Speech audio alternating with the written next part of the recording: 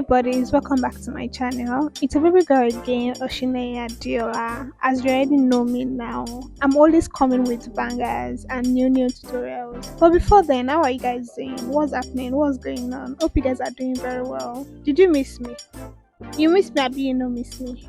Okay, on this tutorial, as you can see in the thumbnail, you guys know what we are doing. Yeah, we're making a bootcut trouser. It seems to be like a regular tutorial, but trust me, my tutorial is given this time around. Okay, so stay tuned and I hope you will enjoy this tutorial and learn one or two. Okay, so let's go.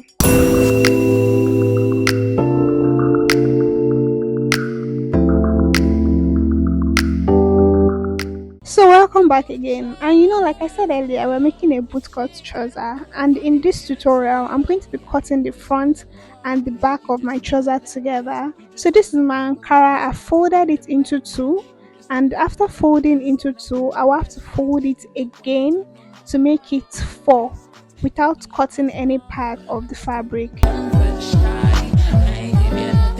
As you can see in the video, all I'm trying to do is to just fold it in four places. Then after that, I decided to press and give it a nice smooth pressing so that when I want to cut, I don't have any issue or mistake in my measurements. Okay, and after that, this is me trying to measure the full length of my client's trouser, and my client's full length trouser measurement is 47, and I also added 2 inches allowance just for the folding at the edge of the trouser, which is 47 plus 2 is 49 inches. And after that, what we are doing next is to measure from the waist to the above knee measurement. Okay, and our regular above knee measurements from the waist is always 18 inches.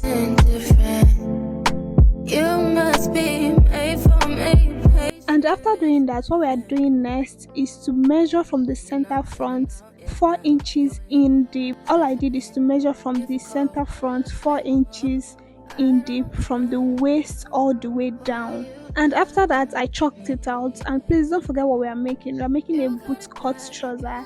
I know that from the new side it's always like very big. I can have this, baby. So after doing those steps, the next step we are doing next is to fix in our body measurement. Now my client's waist measurement is 30 divided by 4 will give us 7.5, which is 7.5. Now from the waist to the hip measurement is 9, as you can see, and around hip measurement is 42 divided by 4 will give us 10.5, which is 10.5. And after that, you now measure from the clutch. And how do I go about the measurement of the clutch? I always go down by 2 inches from the hip side. I always go down by 2 inches, and I go out from the hip measurement, which is 10.5, and I also add 2 inches to the 10.5 or 2.5 inches to the 10.5 depending on the body sizes.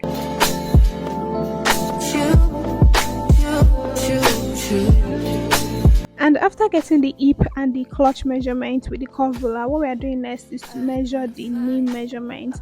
And my client's knee measurement is 16 divided by 2. Please note it is not divided by 4 now. The new measurement is divided by 2, which is 16 divided by 2 is 8 inches.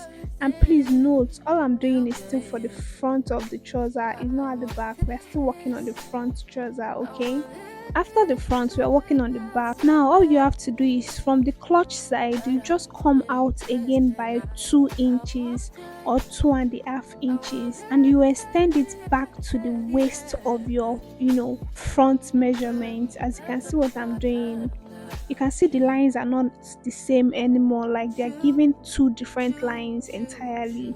Then you can now rule out your nail to the clutch measurement. Okay,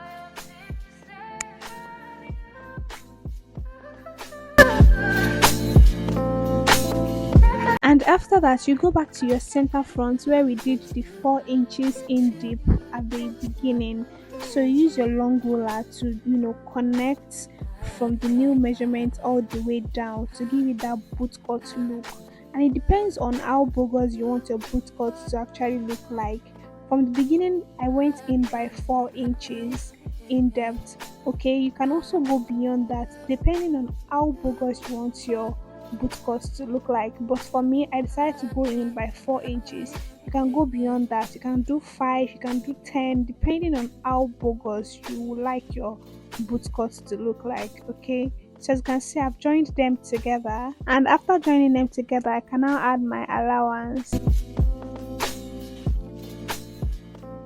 And to get your hip curve, I decided to go back to the side of my trouser, and I did my 9-inch measurement, then went out by 1 inch alone, and then used my curvature to join from the waist to the hip measurement.